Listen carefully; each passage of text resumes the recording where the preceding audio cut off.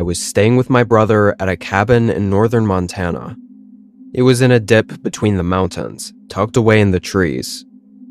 Both me and my brother Johnny were very outdoorsy, so this was a pretty typical trip for us, hanging out in the woods, going for hikes, and just exploring. Because of the drive, we spent the first day taking it slow, hanging around the cabin and enjoying the scenery, without doing too much away from the cabin. I think it was around 5:30 when Johnny decided to go for a walk before it got dark. I didn't pay much attention, and just looked over at him as he walked out, and said alright. He didn't bring any backpack or anything, so I knew he was just going for something short. I laid back down and chilled on the couch near the fireplace. I was barely awake, exhausted from doing most of the driving earlier, but the cabin slowly got darker and darker as the sun fell behind the mountains. Only once it was just the fireplace lighting up the cabin did I realize Johnny hadn't come back yet, and obviously it was way too dark to be walking around still without any gear. I jumped up and grabbed my day bag, along with a headlamp and a flashlight, then headed out to make sure he was okay. My first thought was that we were in bear country, so I was pretty nervous about Johnny possibly running into one. Although, as I got deeper into the woods along the path, my nervousness shifted toward a different possibility. I kept getting a bad sense, making me look behind myself several times, as if expecting someone to be there. Never saw anything though. In just 10 minutes down the trail, I saw Johnny coming down toward me. He looked uneasy, and he wasn't in a dead sprint or anything, but he was moving fairly quickly, like he was trying to get away from something. We both started talking at the same time. I was trying to ask what was going on, and he was trying to tell me to turn back and get to the cabin. Eventually, we both just started fast walking back, getting back inside, where he then told me he saw someone watching him from out in the trees. He said the guy looked really creepy, and as he kept walking through the trail, the man almost seemed to be stalking him. Johnny thought if he just walked back to the cabin in the daylight, the guy might have followed him, so he waited till dark. Johnny, probably because he was the older brother, assured me it was likely nothing though, and he was just trying to be safe rather than sorry. I trusted him and tried not to worry about it. The guy he saw probably just had a cabin nearby too, or was on a hike. We made dinner, then sat out on the front porch for the rest of the night next to a campfire. I think both of us were also trying to keep watch for anyone watching us, but neither of us admitted it. The mountains got more quiet as the night went on.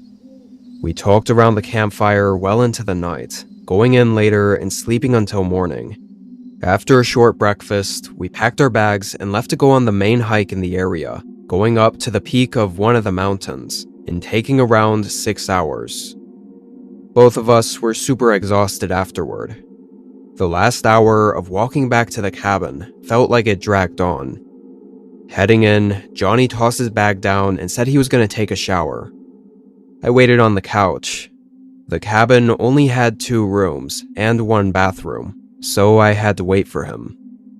I was only laying there for a minute though, when I randomly just remembered about the guy my brother was talking about yesterday. I got up and looked out the windows, almost expecting to see him out there. I went back over to the couch, but I just felt strange all of a sudden.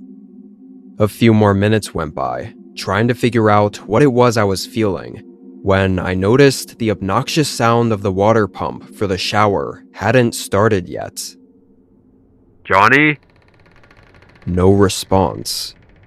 I got up and walked down the hall toward the bedroom. I knocked on the door and said his name again. I felt something unsettling as I reached down and cracked open the door. I opened it slowly, maybe just a few inches, and could see Johnny between the crack in the door. He was kneeling down in the corner of the room, eyes wide open and staring at me, subtly shaking his head no, clearly telling me to go away. The fear in his eyes was so unnerving. It still is burned into my memory, clear as day. Just a horrifying sight I wish I never have to see again. I pushed the door open fully, seeing a man standing just a few feet from him. He also had wide eyes, but in a tired, disturbing way. He wore disheveled, torn-up clothes and had oily, long black hair. In that moment, I didn't have time to think. It was just my instant, unprocessed reaction to stop him. I charged at him, and only once I was a couple steps away, I saw him raise a gun from his side. I tackled him, and Johnny immediately knew what to do. We wrestled the gun away from him and got him mostly under control. I swear this guy was feral, screaming and screeching and clawing to try to get away. I'd never seen anything like it. He wasn't letting up either, so it took a while to figure out exactly how to get out of this. We decided Johnny, who was much bigger than I was, would hold him down while I got the car ready. I did as he said, quickly tossing our bags in the car, which had everything already packed in it from our recent hike. Then I turned the car on and got it ready. I went back in and we tried to tie him up with anything we could find around the cabin, just enough to let us get away, and obviously we took the gun with us. We could hear him screaming from inside the cabin as we drove away. Once we were in service, we notified police, but by the time they made it to the cabin, all the scraps we tied him up with were left amidst the floor, and the man was nowhere to be found. My brother said when he went into the room to shower, he was caught completely off guard and held at gunpoint, where he was told to call me into the room. My brother refused, knowing he'd be giving me no chance if he did. But then I walked in anyway. We still talk about how insane it was that I tackled the guy. Honestly, I can't even explain it, but it could have been what got us out of that cabin alive. Now, the only clue the authorities have as to who the guy was is from the gun that we gave them. They were able to figure out who it was registered to and found it belonged to a man who'd been missing 5 years from somewhere about 50 miles away from where we were. However, from the description we gave them of what the guy looked like that attacked us, it seemed like it was probably someone else. Which leads us to believe that whoever attacked us had also attacked the owner of the firearm, ultimately leaving him as a missing person. So, assuming things had gone any differently, that could have been mine and Johnny's fate as well.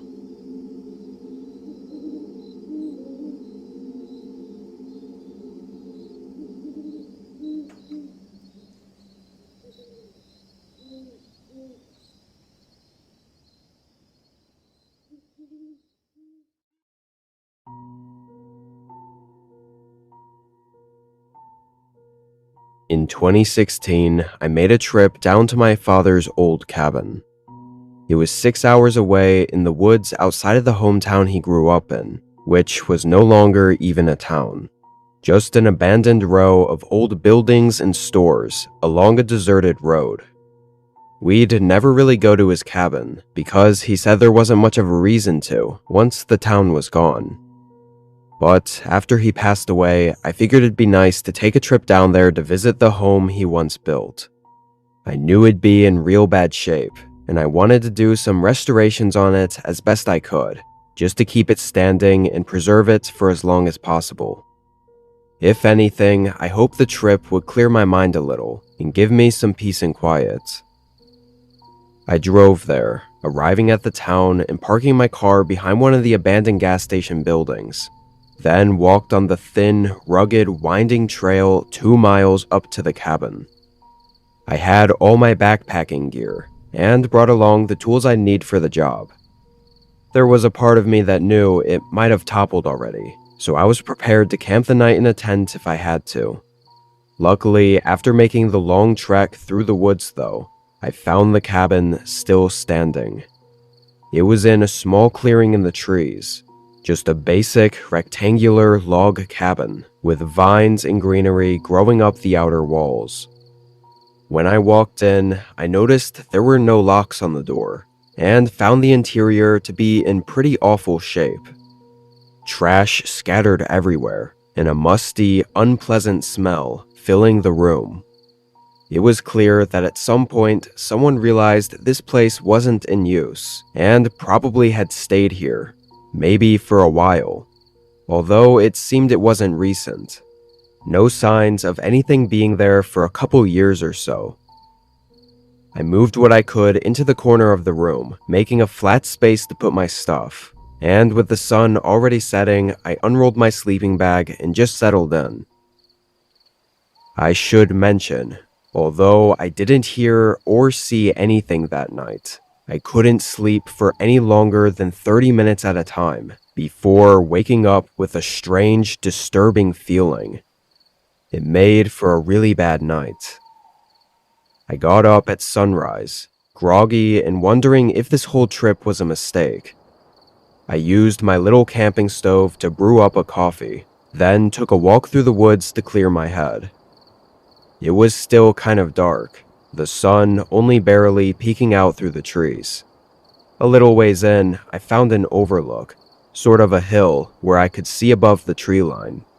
Thought it'd be a great place to watch the sunrise, but I found something else. I could see the abandoned town from up there. It was very far away, but there was a light. Looked like it was from a window in one of the buildings. I couldn't tell from that distance if it was from a house or a store, and it turned off suddenly a minute later. It made me worry a bit about my car, but mostly I was just surprised anyone else was around here.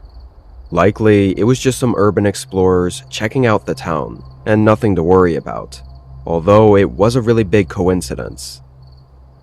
I sat on the hill for an hour watching the sun come up, then walked back through the woods to start working on the cabin. First thing was to reseal and clean up the outside. I will say though, the whole time I was out there working, I kept getting that feeling, the one I had during the night. Every time I looked back at the woods, this eerie sense loomed over me.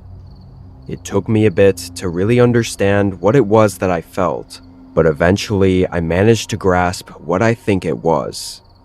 I felt like I wasn't alone. I kept working, but constantly looked over my shoulder. The possibility of anyone else being out here was genuinely impossible. The abandoned town, sure, but here, some random woods with nothing but a decaying cabin. I thought I must have been on edge for reasons that were beyond me.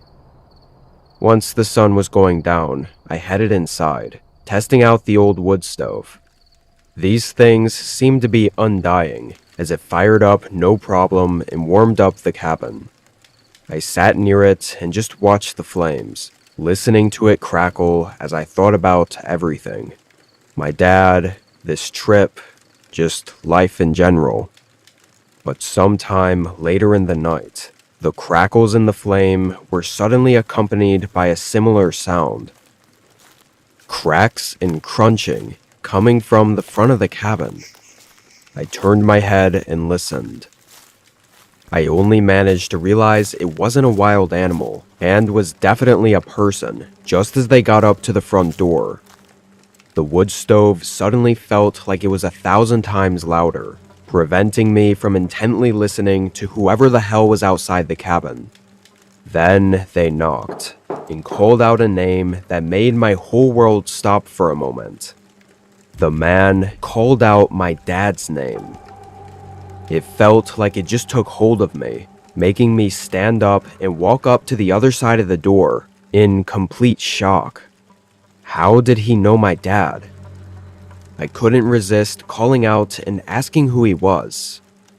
The man outside hesitated. I think he knew after I spoke that I wasn't my dad. I'm an old friend of the man who built this cabin. Was hoping I'd get to see him again. The unknown man spoke. I got a little closer to the door, the urge to open it and have someone to talk to about my dad, to hear stories and everything. But still, something kept me from opening it. Why was he even here? I asked, and the man said he lived in that old town. After thinking for a second, I decided to share that I was the son of the man he was looking for, my dad, and he had passed away. The man behind the door paused. I'm real sorry to hear that, kid. Wish I could have seen him one more time. Initially, it felt nice to hear that, but I quickly sensed something was off about the way he said it. Something in his voice. It wasn't the sadness I was expecting from someone who just found out they lost a friend. Before I could say anything, and almost like he knew I was thinking too hard about it, the man continued talking. Why don't you open up and we can have a chat? It's real cold out here, son. Would be nice to share that fire. Although he talked very slowly, I sensed an urgency or a lack of patience in his voice. Something in me felt he wasn't being truthful, that maybe he wasn't who he said he was. Sure, he knew my dad's name and was in the town he used to live in, but how did I know he was really a friend of his? Still, as I was thinking, I couldn't find what words to say next, and in my pause, the man asked again for me to open up. He knocked on the door again, a little harsher.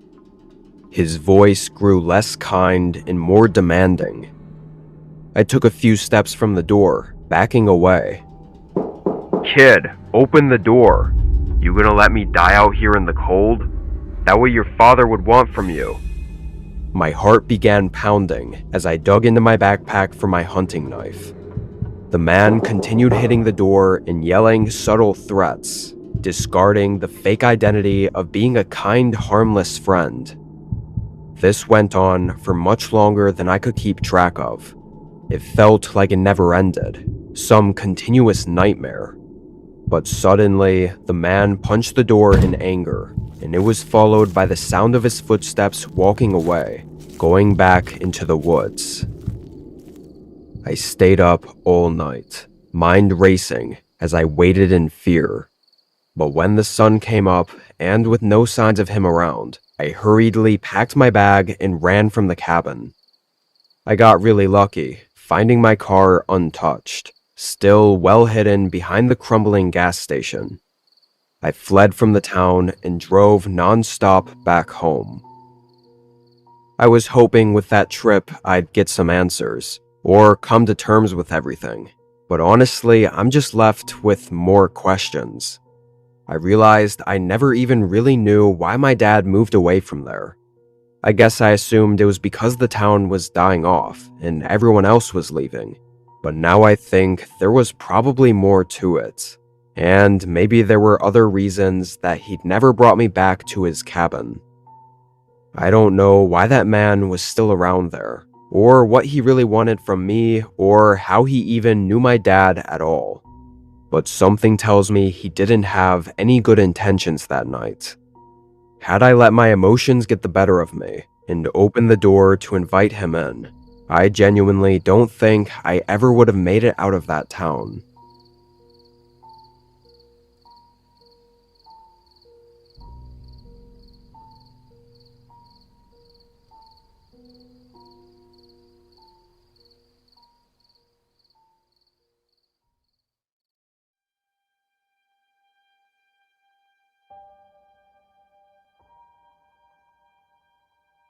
This was a while ago, 2014, when I was taking a gap year from college to travel the US out of my car. When I got to the East Coast, my cousin offered me to stay at his cabin just south of the Appalachian Mountains. I took the offer, knowing it'd be nice to have an actual place to stay and take a break for a few days. The cabin was nice, too. Honestly, it felt a lot more like a vacation home. Definitely a more modern cabin than the tiny log cabins you usually find in the middle of the forests. I was honestly sort of surprised after seeing it that my cousin let me stay there for free. I started moving a bunch of stuff from my car into the cabin before I went back out to grab whatever was left over and noticed someone watching me. They were out in the tree line, standing far from the path, and with nothing else but me in the house in his view, he had to be looking at me. Maybe they weren't trying to be creepy though, and I didn't know the area. For all I knew, there could have been cabins and houses all around here, just past the trees and out of sight. I grabbed the rest and locked my car, bringing it inside, and saw the man still out there, facing the cabin as I closed the door. I sent a text to my cousin, letting him know I got in okay and was all good, but also that someone was out there watching me. I just asked if he knew who it might have been. He texted me back while I was unpacking, but I forgot to check it until nearly an hour later, well past when the sun had set. My cousin said the cabin was on 40 acres of his property, with a fence around the whole area. Nobody else should have been out there. That immediately made me feel way worse about what I saw. I mean, before I didn't care all that much, but now it was pretty strange that they were on the property, just staring at me from afar. I went and looked outside again, but beyond the lights from the cabin, it was pitch black. I couldn't even see up to the tree line. It was just complete darkness all around. It gave me a chill as I closed the curtains. I tried to cool off by watching a movie and resting in the bedroom. The movie helped keep my mind occupied, but it didn't relieve the sense completely. And just about an hour into it, I saw something in the corner of my eye. I looked, locking my eyes on the window, where there was a gap in the curtains. I thought I might have just seen something move over there, but now all I could see was my blurry reflection on the glass, and only darkness behind it. I quickly got up and started walking toward it, when there were suddenly footsteps sprinting through the grass. By the time I was looking out the window, I couldn't see anything, and could only faintly hear the footsteps going further into the dark. I immediately called my cousin. I don't know why I didn't just go straight to calling the cops, but my cousin told me to, so I hung up and had the cops on the way within a minute. For how far out the cabin was, the officer made it there in a decent amount of time. However, the guy who had been watching me was long gone, and we both realized pretty quick that there wasn't all that much he could do about it. He couldn't go searching the woods, or really do anything at all, unless the guy showed up again and hung around long enough for the officer to come back. So I was left alone again. I really couldn't shake the uneasy feeling I had for the entire rest of that night. I could have left, but honestly, the thought of bringing all my stuff out to the car, going back and forth from the cabin in the middle of the dark, was more unsettling than just hunkering down inside. Of course, I couldn't help but look out the windows over and over, even though I couldn't see anything at all. For the last hour before bed, it must have been 12 or 1 a.m., and I was just pacing the house, double-checking everything, and trying to feel safer about going to sleep. I think I was just pushing it off as much as I could, but it was inevitable. I had to rest. I turned off all the lights in the cabin, headed to the bedroom, and locked myself in. I hoped the worst was behind me and got in bed, falling asleep 30 minutes later. I woke up early, like very early, way too early for it to be right. The sun wasn't even up yet, so it had to be around 4 a.m., which meant I'd only slept for a few hours. Almost immediately, my mind went back into that panic state, feeling the need to do a check around the cabin again. There would be no way I could go back to sleep without walking around first to make sure I was still okay. I got up and turned on the hallway light, then just listened for a second. I didn't hear anything but the heavy wind hitting the thin windows throughout the cabin. I started walking, but only got halfway down before hearing something else. It sounded like a couple thumps on the end of the cabin. I knew there was a small library kind of room and a kitchen on that end. I crept a bit closer, and through the lights from the hallway, I could see the shadow of something moving near the end. I froze up, wanting to not believe the situation I was in. But the shadow suddenly stopped moving.